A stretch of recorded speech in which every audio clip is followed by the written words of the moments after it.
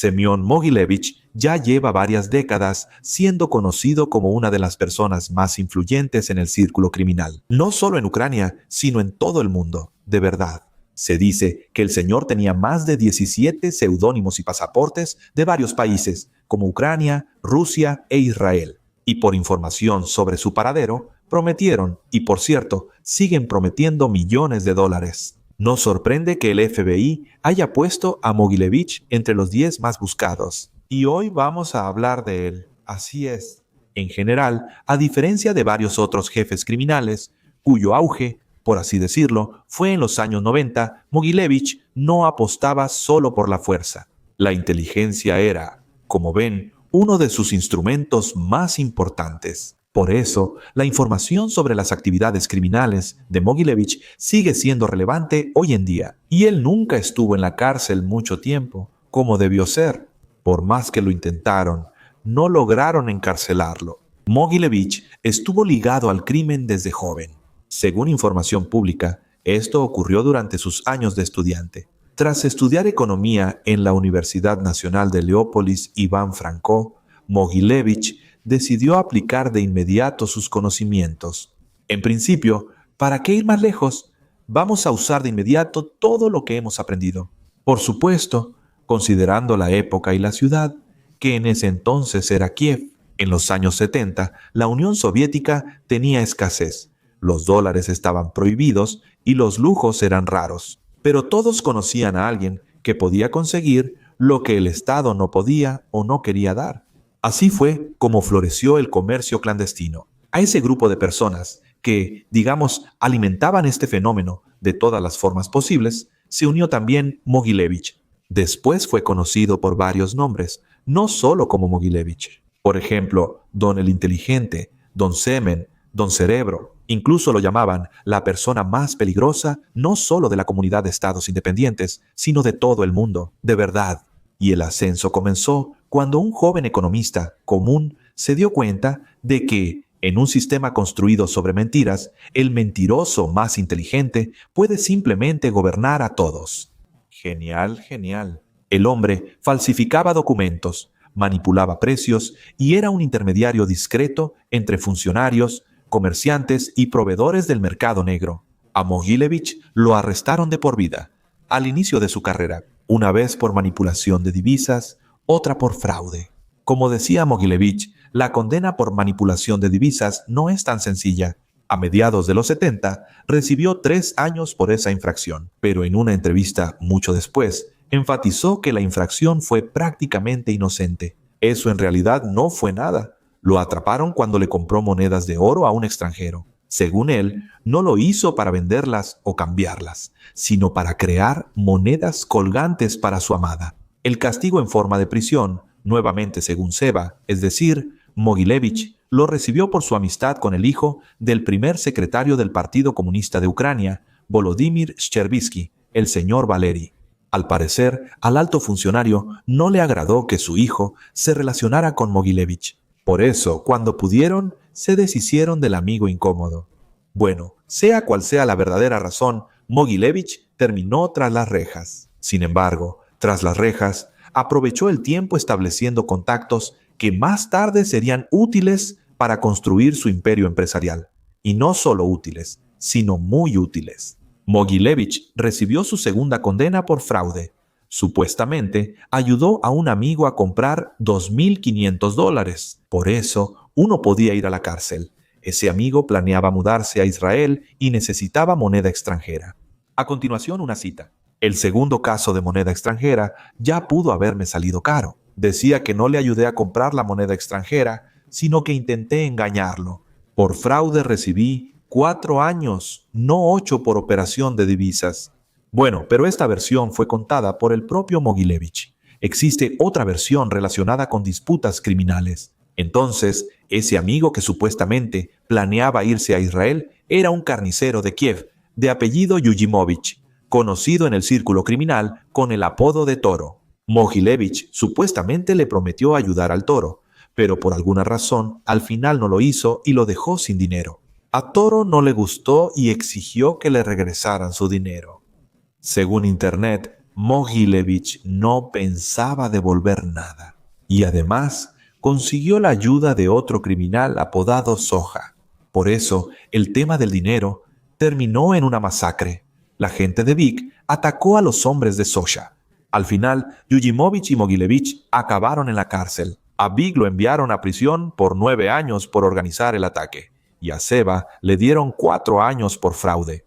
El hombre salió en libertad a principios de los años 80 y durante un tiempo trabajó como ingeniero, tecnólogo y jefe de taller en una empresa. Sin embargo, al final volvió a las andadas. El mismo fraude de siempre. Aunque esta vez basado en matemáticas, trabajo de oficina y psicología. Bueno, eso es todo. Volvamos a la historia. Cuando el gobierno soviético permitió a los judíos emigrar a Israel, miles de familias vendieron sus casas y trataron de transferir sus ahorros al extranjero. Mogilevich vio de inmediato en esto una buena y muy buena oportunidad, así que él ofrecía trasladar los activos de manera segura, prometiendo encargarse de la complicada burocracia soviética y convertir los rublos finalmente en moneda occidental. Pero en cuanto los emigrantes se fueron, su dinero desapareció. Así fue como la red de empresas falsas y documentos falsificados de Mogilevich hizo imposible rastrear el dinero. En resumen, simplemente desapareció con millones, mientras que sus víctimas, que ahora estaban lejos de casa, no podían hacer nada. No podían hacer nada. ¿Qué podían hacer? Nadie volvería a la Unión Soviética. Así que esa estafa migratoria se convirtió en su primera gran fortuna y consolidó su reputación como un estratega criminal, no solo como un bandido callejero. Con los últimos bandidos callejeros y sus líderes, Seba mantenía una relación constante y personal. Una de las bandas más importantes con las que Semión Mogilevich estableció contacto fue la organización criminal de Solntsevskaya, que estaba encabezada por Sergei Mikhailov y Víctor Averín. A estas personas, en principio, no les faltaban individuos que pudieran portar armas o transportar contrabando, pero quienes podían lavar dinero, mover activos al extranjero y legalizar su dinero sucio, de esos sí no había suficientes. Y precisamente ese papel lo asumió perfectamente Mogilevich. A inicios de los 90, los servicios de inteligencia occidentales lo señalaban como el principal financiero y gerente de Solntsevskaya. En algunas fuentes incluso se menciona que Mogilevich fue uno de sus fundadores. La verdad al 100% ya no se conoce. Bueno, en cualquier caso, en colaboración con los Solntsevskaya, Seba amplió su actividad en Rusia y luego en Kiev, en Ucrania. Empezó a abrir cafeterías, puestos de venta de flores, baños públicos de pago y ayudó a organizar la venta ilegal de vodka. Estos negocios estaban protegidos, por supuesto, solo en caso de que surgieran disputas y de ninguna otra manera por los muchachos de Solntsevo. En esos años, después de la caída de la Unión Soviética, Mogilevich obtuvo la ciudadanía rusa y pronto también tenía en sus manos un pasaporte de ciudadano israelí. Mogilevich se relacionó con Hungría al casarse con una ciudadana húngara. Todo esto le permitía expandir su imperio empresarial y ofrecer a sus clientes nuevas formas de lavar dinero. La policía e inteligencia israelíes, tras décadas de investigación, afirmaron que Mogilevich lavaba grandes sumas de dinero usando bancos y empresas de Israel. A menudo los usaba como canales para sacar las ganancias criminales soviéticas de Rusia y Ucrania. En Hungría, Mogilevich adquirió una empresa de refrescos dulces. No sé si era un negocio limpio, solo puedo suponerlo. Pero Mogilevich dijo lo siguiente sobre esa empresa. En ese tiempo, en Hungría existía una fábrica que hacía un agua dulce llamada cola. Compré un camión de esa bebida a solo 30 centavos por litro y medio y lo envié a Rusia para probarlo. En Moscú, el producto costaba $1.65. Un solo camión generaba en promedio $12,000. Se enviaron muchísimos camiones así. Además, en esa misma Hungría, Seba abrió una cadena de clubes nocturnos, Black and White. Finalmente, se volvió una cadena internacional con sucursales en Letonia, Chequia y Ucrania. El problema era que, según el FBI, que luego empezó a pasar a investigar a Mogilevich, en los clubes prosperaba la prostitución. Mogilevich, por supuesto, lo negaba todo. Apoyar la actividad de estos establecimientos, así como garantizar en general el funcionamiento de cualquier negocio de Seba, Al menos en la Hungría de los años 90, según varios medios, lo ayudaba todo un equipo de personas. Por ejemplo, la banda de Budapest tenía unas 250 personas y era supuestamente similar a la Cosa Nostra italiana. Bueno, escuchen lo que dijo sobre Mogilevich en su película El periodista de la British Broadcasting Corporation, Tom Mangold. Mogilevich convirtió Budapest en su segundo hogar en los 90. En Hungría se le vinculan más de 100 asesinatos de gángsteres, 170 explosiones y numerosos secuestros, torturas y desapariciones. Por cierto, las armas, a pesar de su apuesta por el intelecto y no por la fuerza, realmente no eran algo ajeno para Mogilevich, al menos porque en Hungría adquirió 2 fábricas que fabricaban esas armas. Esto es lo que él decía. En 1993 compré una fábrica con mis amigos. El Pacto de Varsovia ya se había disuelto, no había dónde poner el equipo y no era rentable para el Estado mantener la empresa. Anunciaron una licitación, la ganamos y eso es todo. Una condición obligatoria era mantener al menos a 500 trabajadores durante 6 meses y pagar todas las deudas de la empresa. Eso nos costó $9 millones. El mantenimiento, salarios y gastos sociales de la fábrica costaban entre $350,000 y $400,000 al mes. Después de 4 o 5 meses de luchar por créditos y pedidos estatales, entendimos que nunca íbamos a conseguir eso. Y hasta hoy, creo que la venta de esa empresa fue el mejor trato de toda mi carrera empresarial. Solo perdí $400,000. En esa misma Hungría, específicamente en Budapest, en colaboración con representantes del grupo criminal de Sonsevo, Mogilevich adquirió una fábrica de joyería. En la empresa, él implementó una nueva línea de actividad. ¿Actividad? Por supuesto. Los clientes solían entregar antigüedades muy valiosas a los especialistas de la fábrica para restaurarlas, y al regresar recibían una copia de alta calidad, por la que cobraban un precio elevado. El original lo vendían a otros coleccionistas por mucho dinero. No había otra opción. En los años 90, Semyon Mogilevich fundó y lideró Mogilevich Enterprise. Al menos eso sospechaba el FBI. Así que, según los federales, la compañía representaba una unión de varias empresas en más de 20 países del mundo. Se enfocaban en engañar a los inversionistas. No hay muchos detalles, pero en general, el FBI hablaba de esto así. Probablemente, este esquema fue creado bajo las órdenes de Mogilevich. Esta compleja red de corporaciones fue creada para dar la ilusión de que existía un negocio internacional rentable. Pero eso no es todo. Las ambiciones de Mogilevich se extendieron aún más, hacia el mundo estructurado y bien conocido de los mercados bursátiles públicos, donde enormes sumas podían moverse con solo unos cuantos clics en lugar de barriles de efectivo. ¿Cómodo? Por supuesto que es cómodo. Hay que entrarle. Usando empresas húngaras como base, Mogilevich creó Equal BM Magnix International. Es una empresa canadiense cuyas acciones cotizaban en la Bolsa de Toronto a inicios de los 90, claro, del siglo pasado.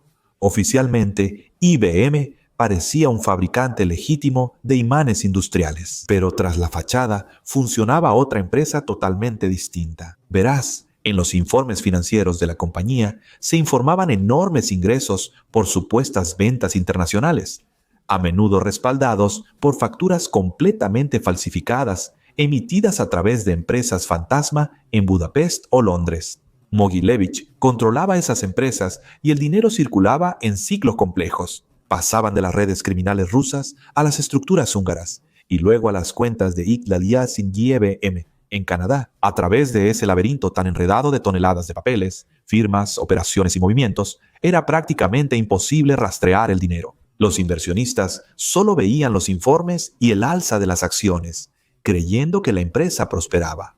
Es decir, no entendían en absoluto que las ganancias eran ficticias. El valor de las acciones de IBM pasó de centavos a más de $20 en solo 2 años tras salir a las bolsas canadienses. ¿Funciona? Funciona, claro que sí. En papel. A finales de los 90, autoridades de Canadá y el FBI empezaron a desenmarañar este esquema. Los investigadores estimaron que los inversionistas, sin sospecharlo, perdieron más de $150 millones por datos financieros falsificados. Otra vez, mecanismos complejos de lavado de dinero. La auditoría reveló que varios contratos se firmaron con empresas inexistentes o fachadas, intermediarias de Hungría, Reino Unido o Chipre. Eran controladas por Semyon Mogilevich, aunque personalmente, al menos oficialmente, Seba nunca estuvo en Canadá. Tal audacia sorprendió a los reguladores. Una empresa que cotiza públicamente en la Bolsa Nacional funcionaba exclusivamente como un aparato para lavar dinero del crimen organizado. A finales de los 90 estalló un escándalo sobre el Banco de Nueva York, acusado de lavar dinero de la mafia rusa. En ese momento, Seba fue buscado por el FBI por manipular acciones en Estados Unidos, lo que al principio parecía absurdo. El Banco de Nueva York es uno de los bancos más antiguos y respetados de Estados Unidos, pilares de las finanzas en Manhattan. Él no podía estar involucrado en lavado de dinero, mucho menos de la mafia rusa. Pero las cifras no mienten. Millones de dólares se transferían semanalmente de Moscú a Londres y luego a cuentas en Nueva York, ocultos tras empresas fachada con nombres como Benex Worldwide Limited o Bex International. Al investigar quién estaba detrás, los investigadores encontraron a una figura conocida en el mundo criminal, Semyon Mogilevich. Vaya cosa, dentro del propio Bank of New York, varios empleados se encargaban de los clientes internacionales. Entre ellos estaba una tal Lucy Edwards, vicepresidenta de la oficina de Londres del banco. Su esposo, Peter, con un apellido curioso, Berlin, dirigía una pequeña empresa llamada Benex. En realidad, solo era una empresa offshore, una de esas que existen solo en papel, pero que puede transferir millones de dólares con un solo clic. En 1999, investigadores del Departamento del Tesoro de Estados Unidos detectaron que las cuentas de Benex en el Bank of New York movían hasta 10,000 millones de dólares en transacciones sospechosas. La mayoría de ellas iban hacia, o venían de, Rusia. A primera vista, parecían transferencias comunes, pero el momento, la repetición y la estructura enredada recordaban el clásico lavado de dinero. Y fue entonces cuando apareció otro nombre en el caso, Natasha Kagalovska, la directora de cuentas de Europa del Este. Su esposo, Konstantin Kagalovsky, representó a Rusia en el Fondo Monetario Internacional. Era una mezcla explosiva. Estados Unidos parecía ser una caja fuerte para la corrupción postsoviética. Los periódicos tenían titulares llamativos como dinero de la mafia rusa en bancos estadounidenses. Así era. Los federales allanaban, confiscaban documentos y citaban a banqueros para interrogarlos. Pero del desmantelamiento planeado de la red criminal, solo lograron hacer una parte. Edwards y Berlin aceptaron su culpa en lavado de dinero, pero la investigación de la red más amplia se detuvo y no hallaron más. Como mencioné, en ese momento, el FBI declaró a Mogilevich uno de los 10 criminales más buscados. Lo describieron como un criminal armado con un ejército de abogados y contadores. Y de nuevo, así era. En 2005, el Banco de Nueva York resolvió el caso con autoridades estadounidenses. La institución acordó pagar 38 millones de dólares y reformar su control interno. Nadie pudo probar que Semyon Mogilevich autorizara personalmente una transferencia. Otro caso famoso se asocia con Semyon Mogilevich, vinculado directamente a Ucrania. También está estrechamente ligado al oligarca Dmitro Firtash. A inicios de los 2000, se decía que Mogilevich controlaba todas las tuberías de gas del espacio postsoviético. Bueno, o sea, él no era dueño del gas, ¿no? Pero ganaba bien con él. Muy bien. Testigos e investigadores afirman que él operaba tras los esquemas de lavado de dinero en contratos de gas entre Rusia y Ucrania. A inicios de los 2000 surgieron 2 compañías misteriosas en el mercado. Eurols Transgas, que estaba registrada en Hungría y se dedicaba al tránsito de gas turcomano. La segunda era Rosukrenergo, fundada en 2004 como empresa conjunta entre Gazprom y el grupo del oligarca ucraniano Dmytro Firtash. Ambas tenían una propiedad poco clara, con empresas offshore y testaferros. Después, investigadores ucranianos e internacionales señalaron que Semyon Mogilevich podría estar detrás de estas estructuras. Los investigadores vinculaban empresas de allegados a Mogilevich, incluida su exesposa, con el traslado de dinero de contratos de gas por Chipre, Australia y el Caribe. Telegramas diplomáticos de Estados Unidos afirman que el oligarca Dmytro Firtash declaró que necesitó permiso de Mogilevich para entrar al negocio del gas. Por la participación de estas empresas en el suministro de combustible, Ucrania perdió control de gran parte de su mercado de gas. Por los intermediarios, el Estado pagaba más y las ganancias iban a manos privadas. El dinero del gas financiaba partidos, medios y políticos, creando una dependencia de los oligarcas y de Moscú. Los escándalos de Rosukrenergo y las sospechas sobre Mogilevich desacreditaron a Ucrania como socio energético de la Unión Europea. El propio Mogilevich, como casi siempre, lo niega todo. Sin embargo, su nombre sigue apareciendo en investigaciones sobre lavado de dinero y economía sumergida. En 2005, supuestamente, destruyeron unos 20 volúmenes del caso, incluyendo el expediente de Mogilevich. Unas 400 páginas del expediente incluían materiales del servicio y correspondencia oficial entre el Servicio de Seguridad de Ucrania y el FBI.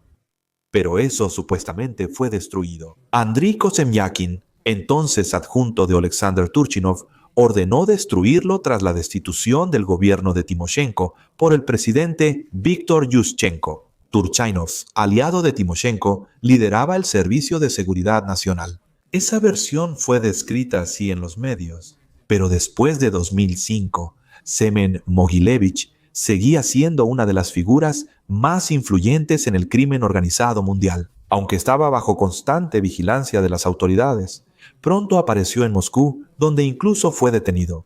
Era sospechoso de delitos fiscales. Se decía que Mogilevich era amigo de Vladimir Nekrasov, dueño de la cadena de perfumerías Arbat Prestige, así que lo arrestaron junto con Nekrasov. Durante la investigación, por evasión fiscal de cerca de $2 millones. Según la investigación, Seva ayudó a Nekrasov a hacer esto, aunque sus abogados negaron en principio cualquier vínculo entre él y esa empresa. En 2009, Mogilevich fue liberado con la condición de no salir del país. Y finalmente, el proceso penal en su contra fue completamente suspendido por falta de elementos del delito. La actividad criminal de Mogilevich ha continuado durante décadas e incluye acusaciones de fraude, lavado de dinero y manipulación de valores, así como evasión de impuestos, registro de empresas ilegales y mucho más. Pero a pesar de todo esto, a pesar de la existencia de equipos enteros de investigadores que han trabajado y siguen trabajando en diferentes países, en casos donde aparece el nombre de Semyon Mogilevich, él sigue en libertad y sigue evitando con éxito cualquier castigo. Esto indica, al menos, que su equipo es realmente muy profesional. Si hay abogados o contadores que trabajan con él, obviamente saben hacer su trabajo. Además, esto demuestra la enorme cantidad de poder, dinero y, por supuesto, conexiones que se han concentrado en manos de Mogilevich. Quién sabe, quizá aún tenga gran influencia en el mundo criminal, aunque ya no participe activamente ni haya señales oficiales que lo vinculen. Probablemente vive en Moscú, o eso suponen los periodistas. Las posibilidades de que algún día se demuestre al 100% la culpabilidad de Seva en todos los crímenes mencionados anteriormente, bueno, siendo sinceros, son bastante bajas. Pero de cualquier manera, el FBI todavía ofrece $5 millones a quien los lleve hasta Brainy-Don, es decir, Mogilevich. En diciembre de 2015, Mogilevich fue retirado de la lista de los criminales más buscados del FBI. Bueno, queridos, algo así, no sé, bastante criminal diría yo, y la verdad quiero grabarles otro video, menos criminal y más para relajarnos, digamos. Según el tema, así lo grabaremos. Gracias por ver. Un enorme y especial agradecimiento a todos los que se unen como patrocinadores en este canal. Les recuerdo, hay decenas de videos y un chat exclusivo para patrocinadores. En resumen, únanse si, por supuesto, tienen ese deseo. Si no lo tienen, gracias. Que les vaya tan bien como a quienes tienen ese deseo. Eso es todo. Me voy. Nos vemos. Gracias.